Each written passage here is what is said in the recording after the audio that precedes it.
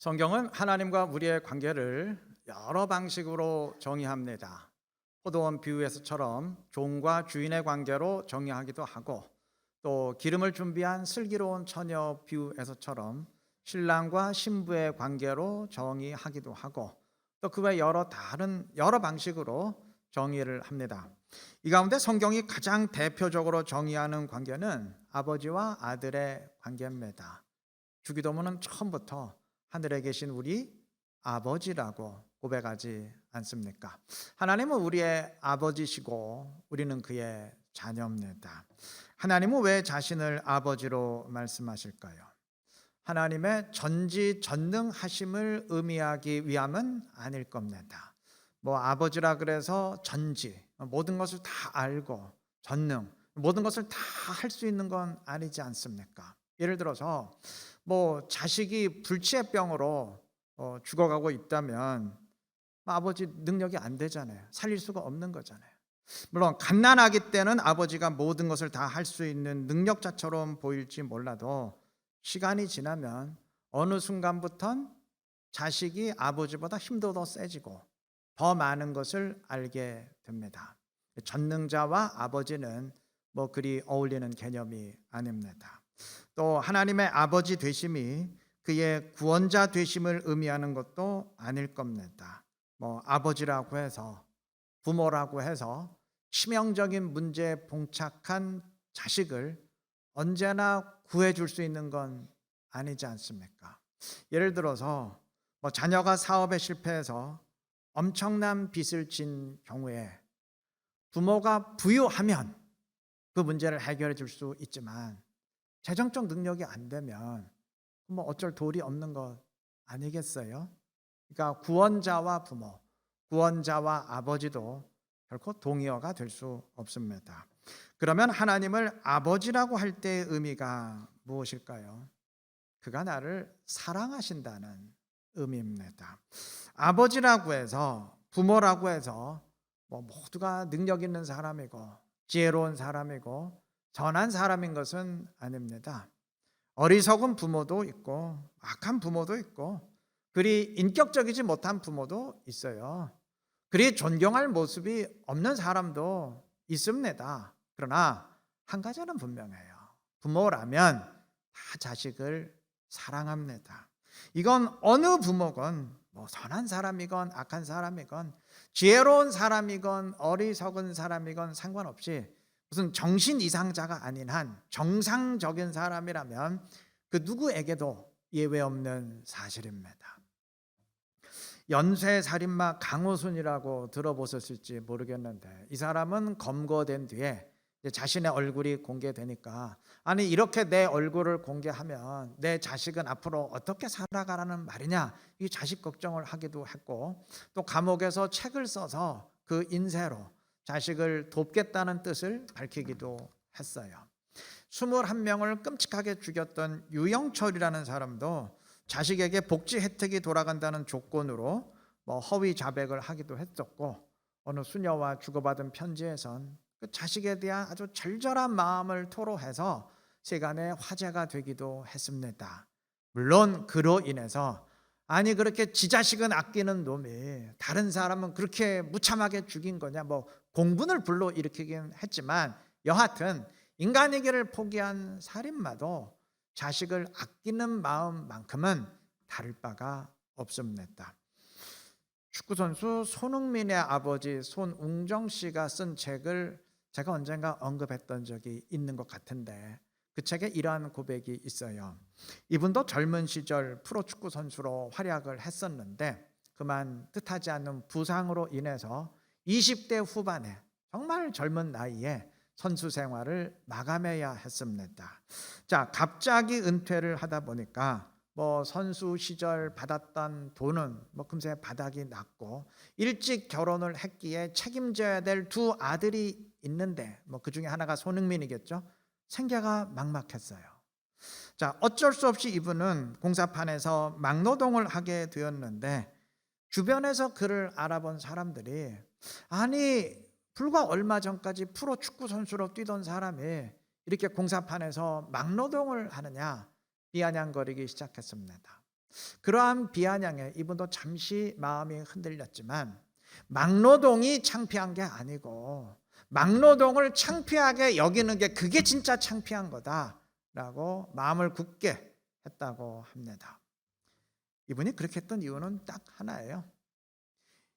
이분의 고백을 제가 그대로 적어왔는데 한번 옮겨보겠습니다. 가족을 위해서라면 개똥밭에서 구를 수도 있고 불구덩이 속으로 뛰어들 수도 있다. 가장이라면 가족을 부양하는 것이 첫째 의무다. 비록 내 뼈가 부스러지더라도 당장의 내 삶과 생활은 없어지더라도 내가 책임져야 할 것을 먼저 돌봐야 한다. 이게 아버지 마음입니다. 이게 부모 마음입니다. 생활이 넉넉지 못하다 보니 이분의 식구들은 늘 단칸방에서 살았는데 겨울이면 고드름이 흘러내려서 문 손잡이가 다 얼어붙었어요.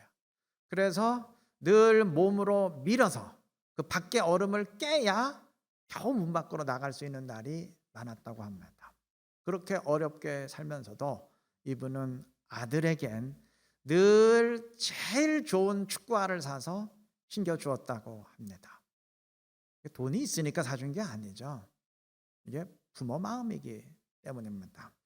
지금도 기억나는 영화가 있는데 아마 제목이 공공의 적인가 그랬을 겁니다. 당시엔 상당히 히트를 쳐가지고 2편, 3편, 후속편이 제작되기도 했었던 영화입니다.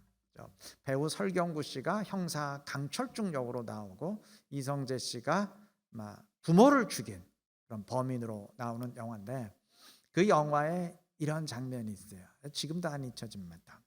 아들이 칼로 부모를 찔러 죽였는데 그 와중에 자기 손도 베었고 손톱 끝부분도 잘려서 바닥에 떨어졌어요. 그런데 아들이 떠난 현장에서 피를 흘리며 죽어가던 어머니가 마지막 힘을 다해서 그 현장에 떨어진 손톱을 억지로 끌어당겨서 입으로 삼킵니다. 저는 머리 회전이 그리 빠르지 않아서 처음엔 저거 왜 저러는 건지 이랬어요. 근데 퍼뜩 생각이 들었어요. 아, 그랬었구나. 자식이 자기를 죽인 범인이라는 것이 들통나지 않도록 증거를 삼킨 겁니다. 그게 부모 마음이에요. 자기를 죽이는 패륜 자식까지도 끝까지 감싸 주려는 게 그게 부모 마음입니다. 성경이 하나님을 아버지라 정의할 때의 의미가 바로 이것입니다. 물론 다른 의미도 있을 수 있지만 이게 가장 우선적인 의미예요. 하나님이 그렇게 끝까지 우리를 사랑하신다는 의미입니다. 하나님은 우리를 사랑하십니다.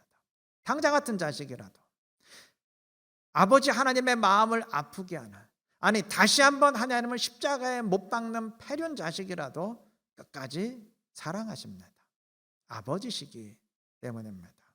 하나님은 십계명을 통해서 부모를 공경하라 명하셨습니다. 에베소서 6장 2절도 네 아버지와 어머니를 공경하라 말씀합니다. 여기 공경하라고 번역된 단어는 사랑하고 존중하라는 의미입니다. 당연하죠. 요한일서 4장 20절은 눈에 보이는 형제를 사랑하지 못하면서 눈에 안 보이는 하나님을 사랑할 수 없다 말씀하는데 이 구절의 형제를 부모로 바꾸어 말해도 사실입니다. 눈에 보이는 부모를 사랑하지 못하면서 하나님 아버지를 사랑한다고 절대 말할 수가 없어요. 왜냐하면 이건 구조적으로 불가능하기 때문입니다.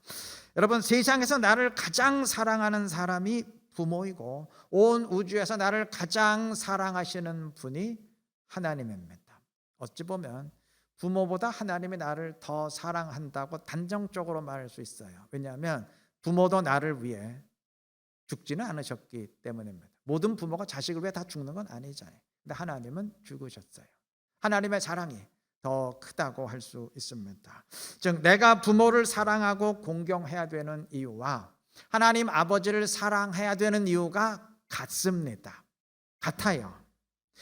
부모의 사랑에 보답지 못하는 사람이라면 그 누구의 사랑에도 보답하지 못할 사람입니다. 왜냐하면 부모보다 나를 더 사랑하는 사람은 없기 때문입니다.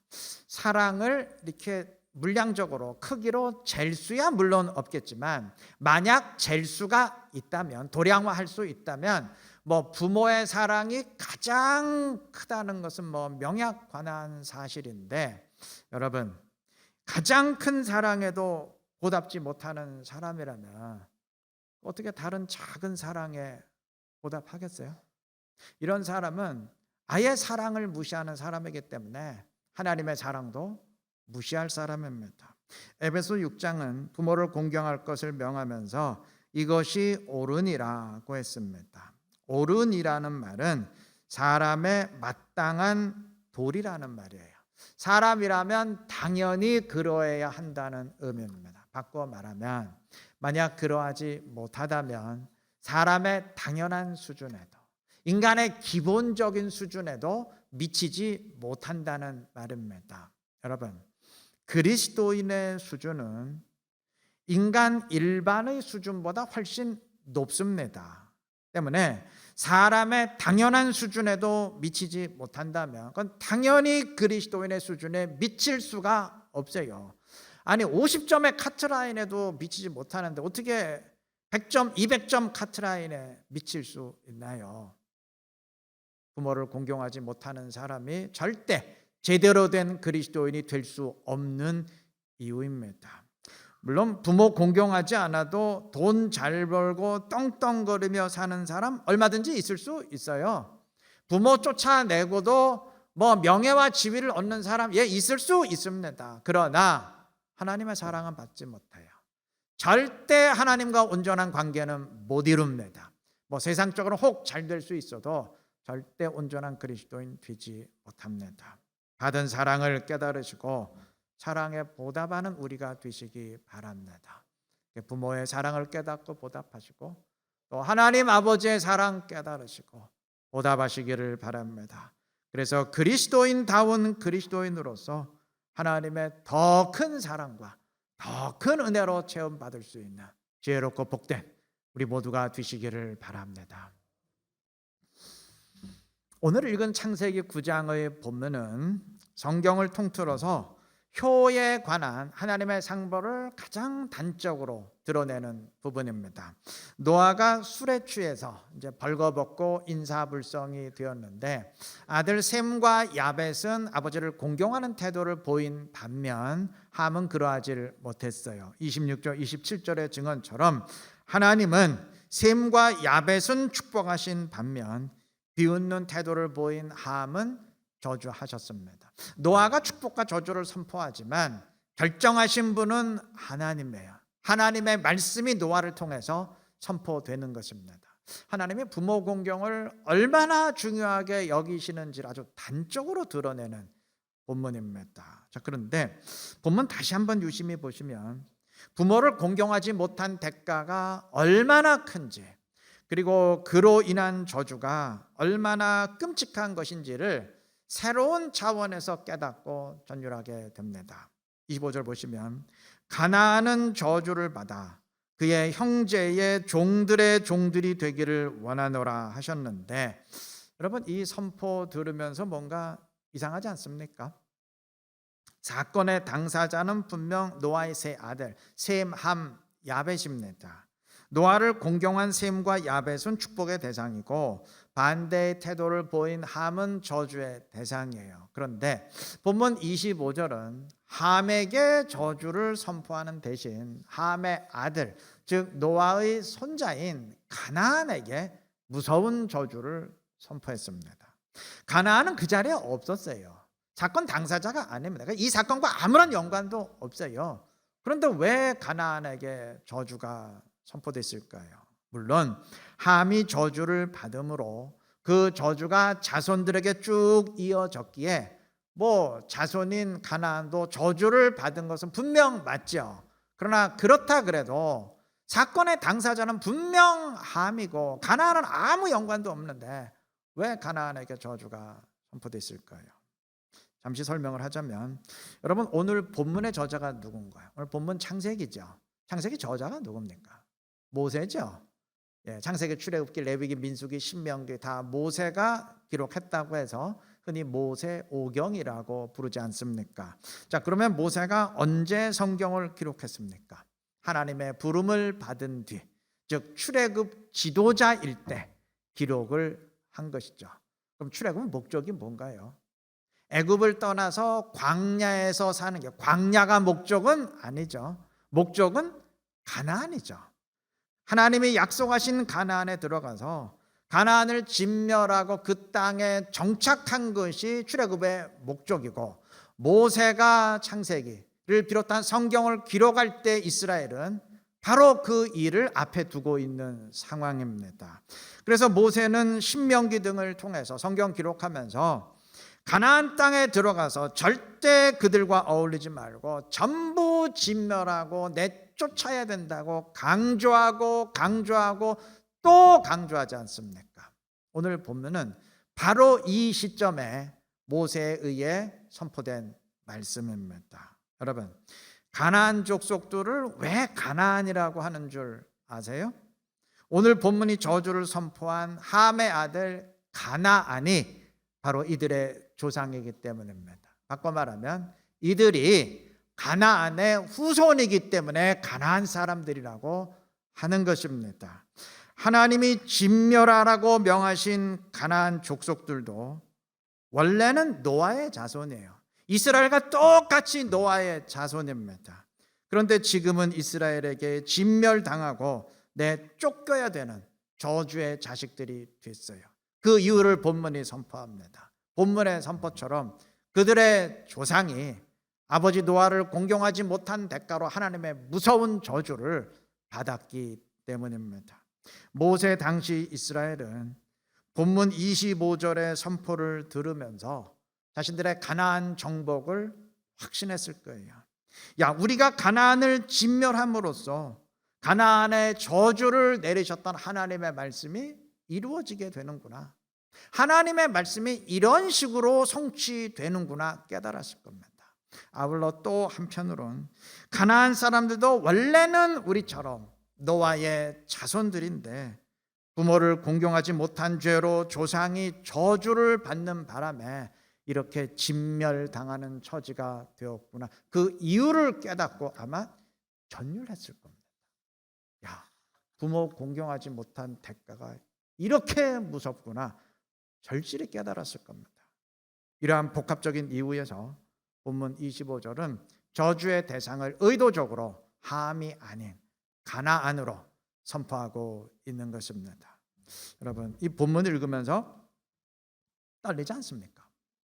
아버지를 공경하지 못한 대가가 너무 무섭지 않습니까? 물론 반문하실 분 있을 거예요.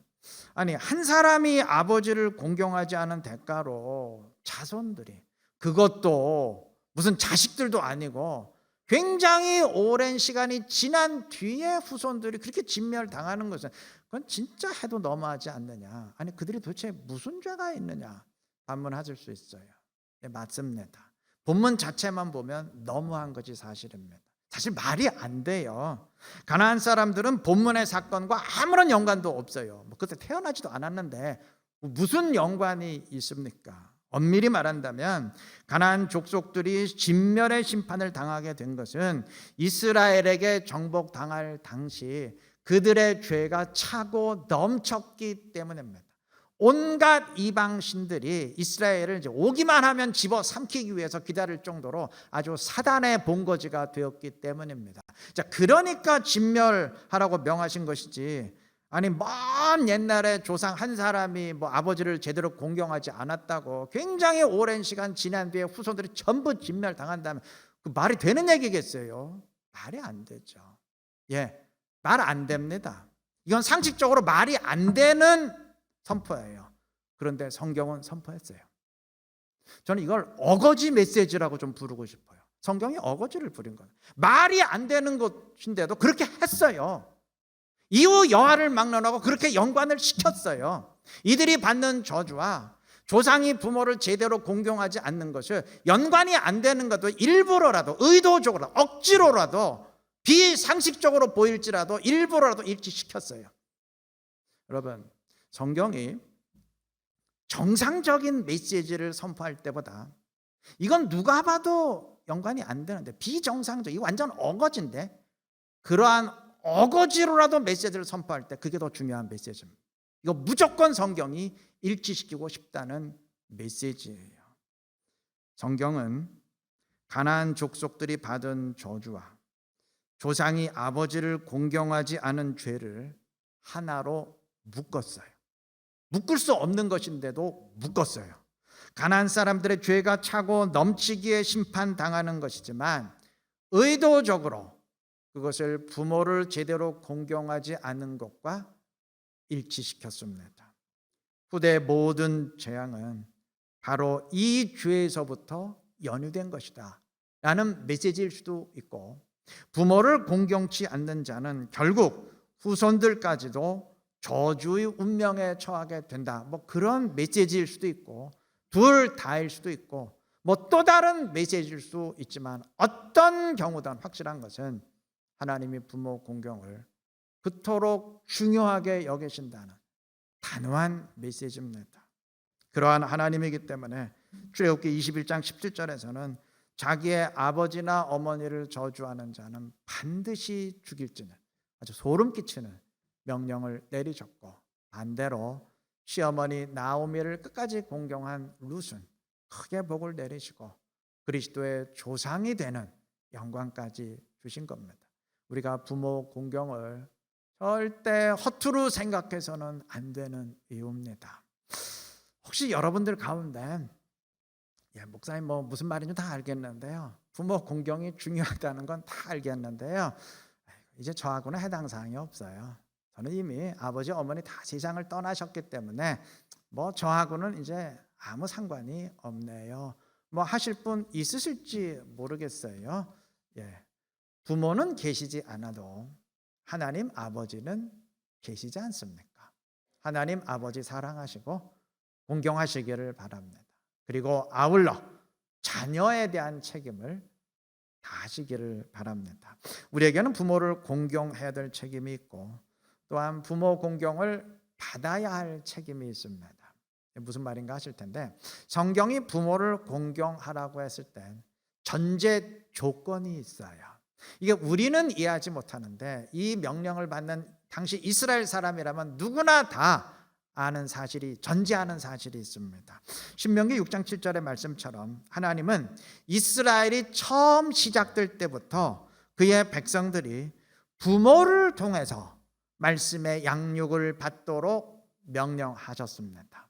이 명령에 따라서 이스라엘은 지난 수천 년 동안 부모가 가정에서 자녀를 말씀으로 가르치고 양육해 왔고, 지금도 마찬가지입니다. 수천 년이 지난 지금도 마찬가지. 그래서 유대인의 자녀 교육이 그렇게 강력한 겁니다. 자, 이렇게 부모가 자녀를 말씀으로 양육한다면 부모를 공경하고 부모의 말을 순종하는 것이 결국 누구를 순종하는 게 되겠습니까? 하나님의 말씀을 순종하는 것이 되겠죠. 즉 부모 공경과 하나님 순종이 하나로 일치하게 됩니다. 부모를 공경하라 말할 땐 이게 전제된 거예요. 부모를 공경하라. 그리고 괄호 속에 그럼으로써 하나님께 온전히 순종해라. 부모가 하라는 대로 해라. 그러면 자동적으로 하나님의 말씀을 온전히 순종하게 된다. 이 전제가 밑에 깔려 있는 겁니다. 그래서 하나님은 10계명을 주시면서 제1계명부터 4계명까지 하나님을 온전히 섬길 것을 명하셨고, 바로 이어서 제5계명에서 부모를 공경하고 순종할 것을 명하셨어요. 부모를 공경하고 순종하면 그것이 자동적으로 그 앞에 1계명부터 4계명까지를 지키는 것이 되기 때문입니다. 부모 말 순종하면 자동적으로 하나님 말씀대로 살아가는 것이 되기 때문입니다. 자, 바로 이러한 의미에서 종교개혁자 루터는 교리문답서 서문에서 이렇게 말합니다. 부모들은 부모의 직분이 자녀들을 단지 육적으로 먹이고 키우는 것뿐만 아니라 그들로 하여금 하나님께 영광을 돌리도록 교육하는 것에 있다는 사실을 깨닫고 그들의 직분을 신실하게 받아야 할 것이다. 루터는 부모를 무슨 생물학적으로, 사회학적으로 이해하기 전에 하나님이 주신 직분으로 이해했어요. 맞습니다. 뭐 루터의 말이라고 다 맞는 건 아니겠지만 이 말은 맞아요. 부모는 자녀 양육을 위해서 하나님이 주신 직분이에요. 우리는 자녀를 양육하라는 하나님의 직분을 받은 사람입니다. 잘 감당해야 되지 않겠습니까? 이 사실 기억하시고 자녀를 늘 말씀으로 인도하시기를 바랍니다. 그래서 자녀가 부모의 말을 따르는 것이, 자녀가 내 말을 따르는 것이, 내 삶을 따르는 것이, 그것이 곧 하나님의 말씀을 따르는 것이 되도록, 하나님을 순종하는 삶을 살아가는 비결이 되도록 만드시기를 바랍니다. 가정이 천국의 모형이 되도록 만들어 가시기를 바랍니다. 그래서 하나님이 원하시는 온전한 가정을 이루면서 주님의 영광을 높이고 주님의 이름을 더 높일 수 있는 지혜롭고 신실한 우리 이루는 게 모든 성도님들 되시기를 그리스도의 이름으로 축원합니다.